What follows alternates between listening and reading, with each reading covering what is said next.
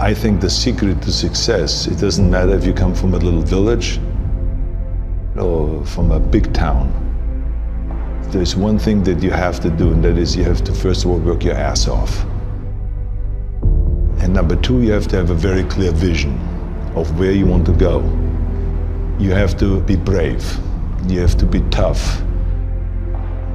Have the discipline to follow through. And it is very important that you don't listen to the naysayers. Because in every step of the way, when you make decisions like, I want to be a bodybuilding champion of the world, people say, this is impossible, this is an American sport, it's never going to happen. When I wanted to be in the movies, they said, you have an accent, it's never going to happen. No one ever became a leading man when you have an accent. Everything is always impossible until someone does it. Trust yourself, break some rules, don't be afraid to fail, ignore the naysayers, and stay hungry. Let me tell you, I've made a fortune in several careers, and I've been very successful in several careers by ignoring the naysayers and believing in myself. Imagine you're 15 years old and you're in Austria and you say to the people, I want to be the bodybuilding champion of the world. Of course they come to you and say, but wait a minute, this is not an Austrian sport. Bodybuilding, that's an American sport. But you know something, I had it very clear in my vision and I knew exactly what I wanted to do. I wanted to be a bodybuilding champion. And I started training 1 hour a day, 2 hours a day, 3 hours a day. By the time I was in military service, with the age of 18, I trained 4 or 5 hours a day. And I became the youngest Mr. Universe ever. The youngest world championship at the age of 20. So much for it can't be done. And right after that, because like I said, you have to be hungry, I went after my next goal, which was to come to America. I came over here with empty pockets, but full of dreams, full of desire. I knew that this was where I could continue my bodybuilding career and start acting also, go into the acting profession. So I immigrated here and I kept training and training hours every day, 5 hours, 6 hours a day, and won 1 world championship after the other. By the time I was finished with bodybuilding, I won 13 world championship titles, more than anyone. And then again, I was hungry to move on, because you can't do bodybuilding for the rest of your life. I wanted to move on, and I knew it was acting that I wanted to get into. But again, I faced the same obstacles where people said it can't be done. When I talked to agents, they said to me, you cannot become just an actor and walk into movies. I say, I just don't want to become an actor. I want to be a leading man. They say, well, forget about that, and they laughed.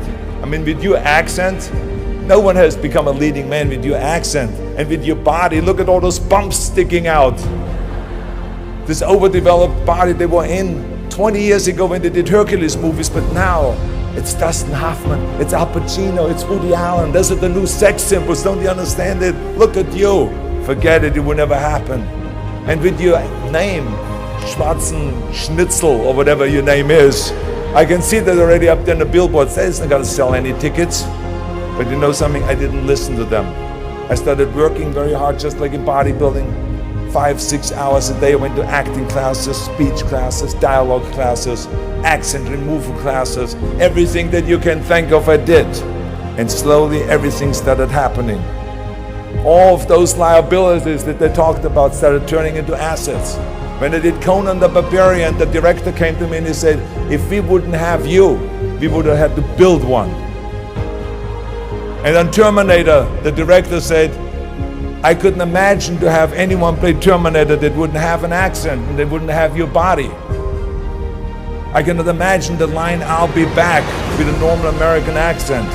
It works so perfectly that you have this German accent. So all of those things that they say the liabilities became an asset. As moment went on, it grew and grew, and I went from one movie to the next, started making more and more money, and then I ended up being the highest paid actor with $30 million on Terminator 3. That just shows you again so much for it can't be done. This is why I try to tell you, anything and everything can be done if you can visualize it and if you believe in yourself. never give up and never be afraid of failure, because otherwise you box yourself in and you limit yourself. I was never afraid to fail when I ran for governor. I was never afraid to fail to tackle anything, because you should not be afraid of failure. That's just part of life. Work your ass off. There is no magic pill. There is no magic out there. I'm a big believer in there is no such thing as a self-made man. Because so many times people say that you're a self-made man, you're the perfect example of the American dream and this and that. And these are all great compliments, but the reality is, as I always say, that you can call me anything you want. You can call me Arnie, Schwarzi, Governor, Schnitzel, whatever you want to call, but don't ever call me self-made man. Because I would not be here if I wouldn't have had parents that were dedicated and gave us the love and the affection and the discipline and all of the stuff right from the beginning. I wouldn't be here if I wouldn't have had the help from so many bodybuilders in Graz that helped me. Then all the way to Munich, Albert Busek, then Joe Weider that brought me to America. He brought me to America and he gave me the confidence. He paid for the first apartment in South America. Without that, I wouldn't have made it. So how can I say that I'm a self-made man? Including when I was governor, I had 5 million people voting for me. Every one of those people that voted for me helped me to become governor. How can I say that I made myself, right? So this would be nonsense, ludicrous. So this is why I say those are the things that I think were important for me to be successful. And like I said, it doesn't matter then from what village you come from anyway. You have to recognize that, and those are kind of the elements that make one successful. Right away from bodybuilding on, when I worked out, I didn't just lift for myself. I wanted to lift the entire sport. I always was interested to work towards something that is bigger than me, something that is going to be around much longer than me. I'm going to be gone one day, but bodybuilding should not be gone.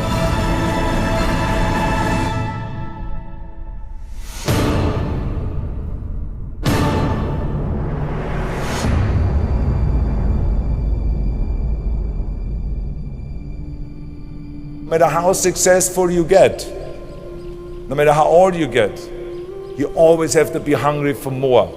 You always have to be hungry for learning new things, because you never learn enough. I, for instance, learned when I grew up, I always thought that greatness was directly tied to fame and fortune. I thought that the big career and the money and the achievement would equal success. But I was dead wrong. But I learned that later on. I learned that totally by coincidence.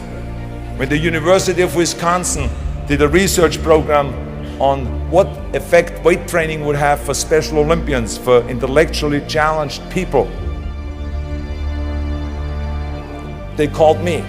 They said, Arnold, you're the expert in this subject. We want you to come up to the university and to help us with our program, to help us with our Special Olympians. And I flew up to the University of Wisconsin and I helped. And there were these kids. The first exercise we decided to do was bench press, and they were all standing in line. The first kid laid down on a bench. I put a 40-pound barbell over his chest and he did a simple exercise of bench press. He did 10 reps. Then he got up, and then the next one laid down. I put the barbell over his chest, and then that kid started breathing really heavy, and all of a sudden he started screaming really loud. And he jumped up, I put the bar back, and he started shaking. I realized that he was scared of the weight. So I calmed him down. I said, "That's okay. Just watch your friends do the bench press, and maybe you want to try it again." And the friends came through and they did all their bench press, and everyone did great performance. And then all of a sudden he stood in line on the end and tried again. He laid down. This time I gave him the empty bar, just the 20 pounds. And he did 10 reps. And then I said, "You want to have more plates on it? More weight?" He said, "Yes." So I put 2 more plates on it. Now it was back to the 40 pounds that he had earlier. And he did 10 more reps. Then he said more. Then I put 2 more plates on it. Now it was 60 pounds. He did another 10 reps. And he said, more. He did then 80 pounds. Then I lifted the weight off and he jumped up, high-fived everyone, and he was so excited. And it was a real eye-opener for me, because when I saw that kid going from terror to self-confidence in a short period of time. So I want you to remember, have a vision, think big, ignore the naysayers, work your ass off, and give back and change the world. Because if not us, who? If not now, when?